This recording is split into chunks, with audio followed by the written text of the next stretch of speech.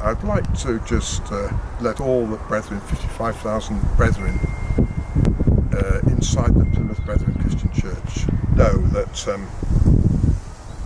after 2 years of humiliation, I wrote the following letter to Bruce Hales, which I sent to him via his brothers, Daniel and Stephen Hales,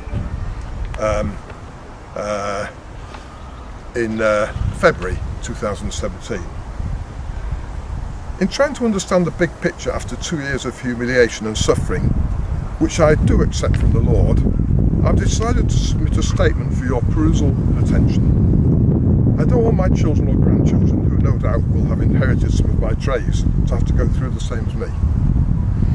Neither do I want weak or vulnerable brethren to be taken advantage of, but rather encouraged in their personal commitment to please the Lord and provide a bright testimony to those inside and outside the community.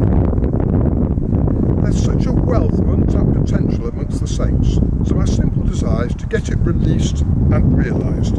I've no doubt that the whole universal position would benefit from that. I'm finished with local and national hierarchies because they're oppressive and restrain the saints. My 21 points, which by sending to Bruce Hales I've really nailed to the mast. I'm just pathetic compared to Luther, but he put his points on the church door, pinned them to the door. He was taking on Roman Catholicism. This is only 55,000 brethren around the world, so it's small, it's niche stuff. But nevertheless, the principle's there that if you've got, if you feel strongly about something, there should be way made for me to make my plea. So I made it to you, Mr. Bruce Hales, in February 2017. 1. Free availability of care to all universally without restriction. 2. Open inspection and inquiry into the reason why brethren are shut up or withdrawn from should be welcomed, especially so because of the resultant restriction of brethren. 3. There is allowance for brethren to move and help the work forward, guided by their links with the Lord. 4. Mercy to glory over judgment. 5. Family relationships should always be promoted, especially between husband and wife, father and son, and mother and daughter. 6. All brethren are to be set free to function assembly-wise and in the spreading of the glad tidings. 7.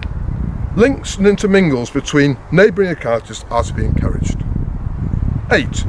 Consistency is to be maintained between our outside testimony and the Charity Commission statement.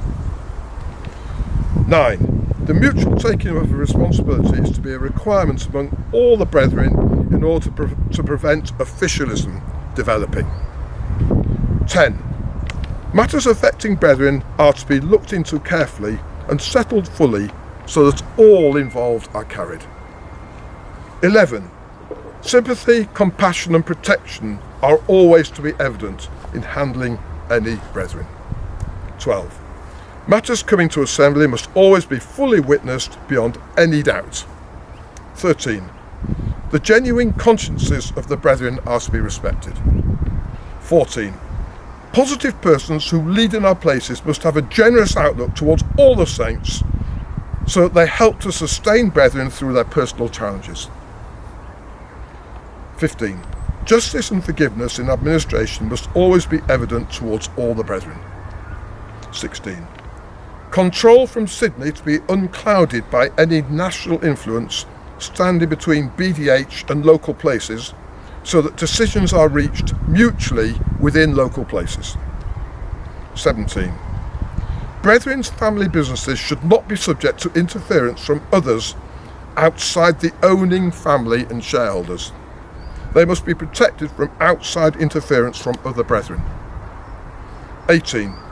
Partnerships and other business agreements between brethren should be transparent, upright, and made watertight if at all ambiguous.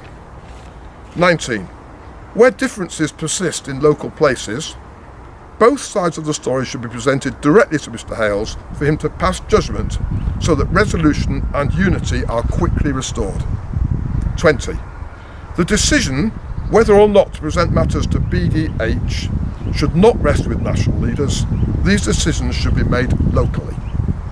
21. Scope should be given to settle matters at subdivisional level rather than the subdivision be dominated by the wider city influence.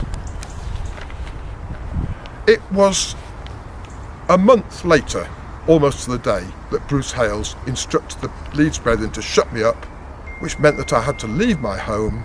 The locks were changed. I tried to get back in to get stuff. I couldn't. I did go in once, but the place was being policed and every move watched by my two sons, Jed and Josh. I was treated like an outcast, even in my own house, amongst my own family. I was on my own. I was told I was mental. I was told I was deranged. I was told I was a heretic. Completely isolated. Why isolated? Why isolate a mental person? I mean, what would doctors think about that? What does humanity think? Is that really what the Lord did when he was on earth? I thought he healed and brought in healing, forgiveness, grace, kindness. So, why I was withdrawn from and excommunicated for putting in a fair appeal to the leader, Mr. Bruce Hales, in a respectful and suitable way, I live to this day, almost 5 years later, I don't understand. So please, Mr. Hales, have the grace to go through these 21 points and write that you agree with them or you don't. If you don't, please give scriptures or reasons as to why you don't, because I've based all these points on Holy Scripture and your Father's ministry. Full stop. Thank you.